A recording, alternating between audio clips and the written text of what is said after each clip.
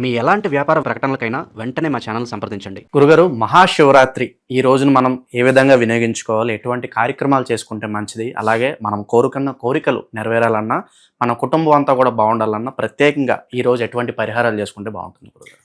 First ముందు మనం అందరికీ కూడా మా ఛానల్ తరపున ఉన్నటువంటి ప్రతి ఒక్కరికి మహాశివరాత్రి శుభాకాంక్షలు. ఓం నమ శివాయ.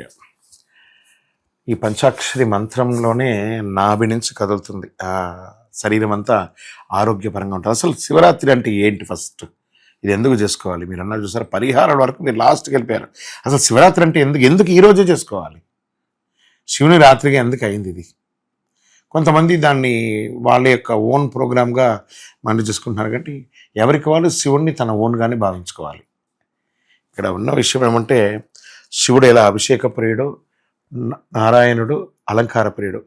ధనుర్మాసానికి శివరాత్రికి మధ్యలో జస్ట్ ఒక 60 రోజుల్లోనే 2 రాత్రులు వస్తున్నాయి. ఎంత అద్భుతం చూసారా?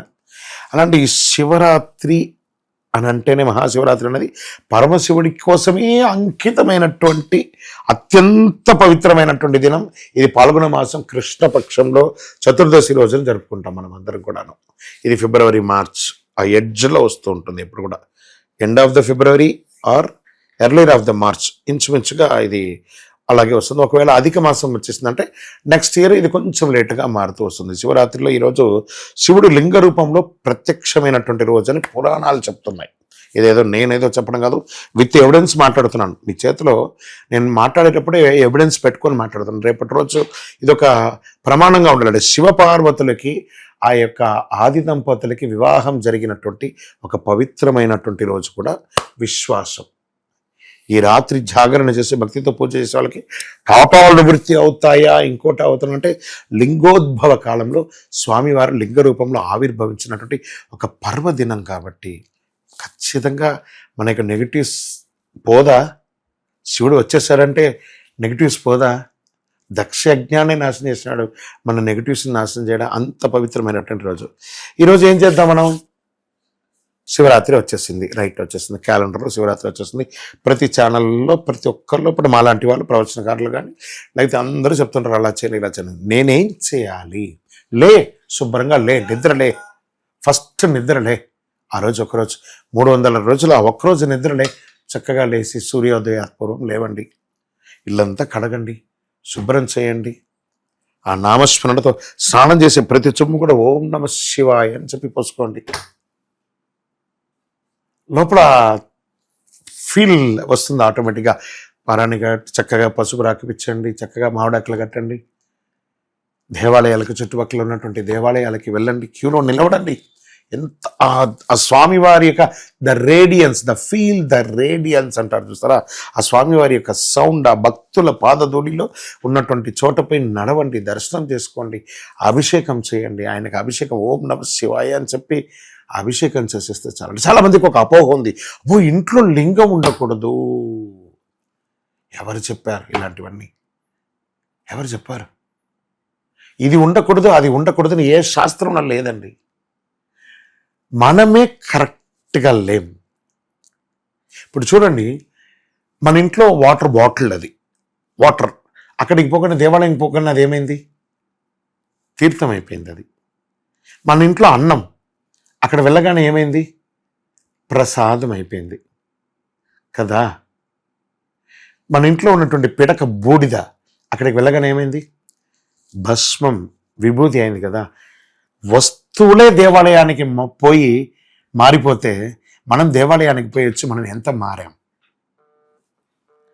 మనం దేవాలయానికి వెళ్ళి ఎంత మారామనేది ఒకటి పెట్టుకోవాలి. మనం దేవాలయానికి వెళ్ళి ఎంత మారామనేది పెట్టుకోవాలి. ఆ భావన అనేది రావాలి. ఆ భావన వచ్చినప్పుడు చక్కగా ఉంటుంది. శివుడు వేరు, నేను వేరు కాదు, అంతే. అందులో మమేకమైపోతారు, తత్వమసిలో ఆనిగ్నమైపోతారు. ఆ స్వామివారిని ఒక్కసారి వరకు మహానుభావ శివ సర్వస్య శరణాగతి అనే ఒక భావన రావాలి. ఇప్పుడు మా ఛానల్ ద్వారా మీరు చూస్తున్నారు కదా, ఏదో శాటిలైట్ ద్వారా కనెక్ట్ అయ్యారు కదా. అదే ఆ స్వామి దగ్గర కూర్చొని కనెక్ట్ అవ్వండి. మై లార్డ్, మై శివ, అని ఆయన దగ్గర భో శంభో శివ శంభో స్వయంభో ప్రార్థన చేయండి. ఇవన్నీ పాట పాడలేదా? రుద్రం చెప్పక్కడ నమ శివాయ నమ శంకరాజ మహేశ్వరాజ శివరాజ ఇవన్నీ ఏమి చెప్పకుండా ఓం నమ శివాయ. ఇది తెలియని వాళ్ళు ఎవరైనా ఉంటారా? నేను ఉపవాసం ఉంటానండి, ఆ రోజు బాదం పాలు 1 లీటర్ తాగుతాను, 1/2 డజన్ పండు తింటాను కాదు ఉపవాసం. ఉపవసించడం, ఆ శివుడి యొక్క దగ్గరగా నామస్మరణతో వసించడం, దట్ ఈస్ కాల్ ఉపవసించడం, ఉపవాసం. ఆ ఉపవాసం చేయండి. ఏ మంత్రం చెప్పుకుంటే నాకు శీఘ్రంగా ఉంటుంది, నాకు ఐశ్వర్యం కావాలి, నాకు సంతోషం కావాలి, నాకు ఆనందం కావాలి, ఓం నమ శివాయ. నాకు ఆరోగ్యం బాగా కావాలి, త్ర్యంబకం యజామహే సుగంధిం పుష్టివర్ధనం వారుకుందర మృత్యోరం క్షేమామృత చెప్పండి. ఇంకా నాకు సాధన కావాలి, ఏమీ చేయక్కర్లేదు. ఆయన స్థానంలో పోయి కూర్చొని ఒక పరమావధిగా అలా సర్వస్వ శరణాగతి మైలాడ్ శివ, నువ్వు తప్ప నాకు వేరే గతి లేదయ్యా, సర్వేశ్వరా నమశంకరాయ చ చెప్పండి అందరూ. ఓం నమశంకరాయ చ, ఓం నమశంకరాయ చ, ఓం నమశంకరాయ చ. ఇలా 108 సార్లు చెప్పండి, బాగుంటుంది.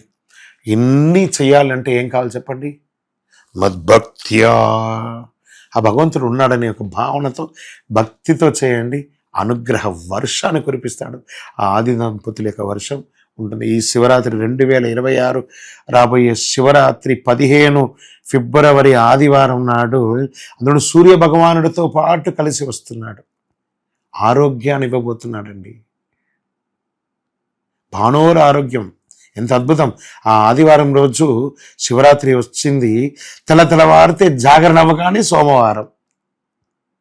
చక్కగా పోయి మీరు తెల్లవారుతుండగానే సోమవారం వచ్చేసింది కదా, అందరూ వైభవంగా కళ్యాణాదులంతా కూడా తెల్లవారుజామున జాగరణ సమయంలో చేస్తుంటారు.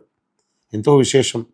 చక్కగా ఎవరికి ఆరోగ్యం కావాలో ఈ శివరాత్రిని ఒక ప్లగ్లో పవర్ పెడితే ఎలా పవర్ వస్తుంది, లైట్ గాను, ఏసీ గాను, ఫ్యాన్ గాను అన్నీ వాడుకుంటాం కదా, అలా ఆ శివరాత్రి అనే ఒక పర్వదినాన్ని మీ వ్యక్తిగత జీవితానికి వాడుకోండి. ఓం నమ శివాయ. ఇంకా విశేషంగా ఆ రోజు ఏమన్నా పరిహారాలు చేసుకుంటే బాగుంటుందంట? దీనికి పరిహారాలు చేయొచ్చండి. అన్నదానం చేయొచ్చు. అన్నదానం, అన్ని దానముల కన్నా అన్నదానం. శివరాత్రి రోజు తన భక్తులకి అన్నమో రామచంద్రాన్ని అలమటించే కొంతమందికి అన్నదానం చేయొచ్చు. 1 లేదా మట్టితో చక్కగా పుట్టమట్టితో లింగం చేసి మహాలింగార్చన, సహస్రలింగార్చన చేసి మహన్యాసకపూర్వక ఏకాదశ రుద్రాభిషేకం మీరు చేయడం వల్ల లోక కళ్యాణార్థం కూడా చేయండి, వ్యక్తిగతంగా కూడా చూడండి. కర్మ వ్యాధులు తీరుతాయి అంటారండి. ఇది వచ్చి ఆ మట్టి కరిగిపోతూ ఉంటుంది చూసారా, ఆ మట్టి కరుగుతుండగా మనలో వ్యాధులు తొలగి, మనలో అజ్ఞానాలు తొలగి, మనలోని చెడు అంతా కూడా తొలగి ఆరోగ్యంగా ఉంటారని ఉందండి. మహాశివరాత్రిని ఏ విధంగా వినియోగించుకోవాలి, ఎటువంటి జాగ్రత్తలు తీసుకోవాలి, మంచి విశ్లేషణ అందించారు. ధన్యవాదాలు గురుగారు. శుభం. నమస్కారం. విజయవస్తు.